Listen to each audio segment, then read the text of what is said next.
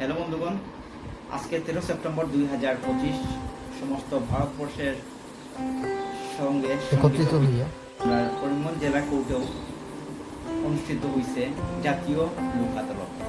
জাতীয় লোক আদালত হইল যেটা বছরে 4টা শিডিউল করা আছে আর কি।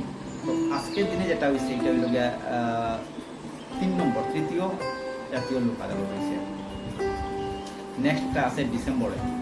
তো আমি ওইটাই খুঁজেছিলাম, এই লোক আদালতে অনুমানিক 10,000 নাম্বার অফ কেসেস আমরা এখানে যেটা সুমন ইস্যু করা হয়েছে আর কি।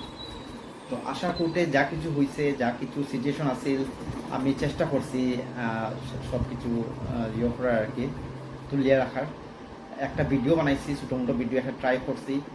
তো চলুন দেখুন, আপনারা এনজয় করেন, এক্সপিরিয়েন্স করেন কীরকম লাগে, কীরকম থাকে লোক আদালতের কন্ডিশন।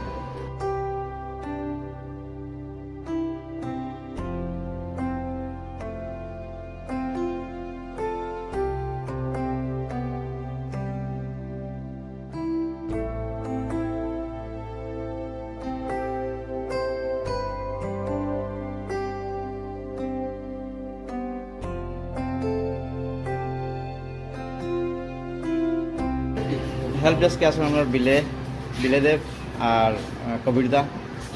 বিলেদেব কিছু কই না আপনি? না, হেল্প ডেস্ক মানে প্রত্যেকবারই আমাদের থাকে। এবারে মানে যারা লিটারেট যারা আইব তারা হেল্প করা যায়। আমরা মানে যথেষ্ট চেষ্টা করি যে সবাই এই লোক আদালতের ফায়দাটা নিত, যাতে যেগুলো শেষ হয়। আচ্ছা, অনুমানিক কতটা কেস আছে এবার এবার লোক আদালতে আমাদের প্রায় 10,700 প্লাস কেস আছে। আচ্ছা আচ্ছা, আমরা এক্সপেক্ট করলাম যে যাতে 3,000 কেস তো শেষ হবে। আচ্ছা, আমরা দাদা কবিরদা কনসিলেটার আজকে মুন্সিফ টু তো দাদারে জিজ্ঞেস চাই যে ক্লায়েন্টরা কীরকম আয়া কীরকম শেষ হয় একটু একটু নোটিশটা তো অলরেডি সার্ভ হয়, কিন্তু বেশিরভাগ দেখা যায় যে খুব কম মানুষ অ্যাটেন্ড করে।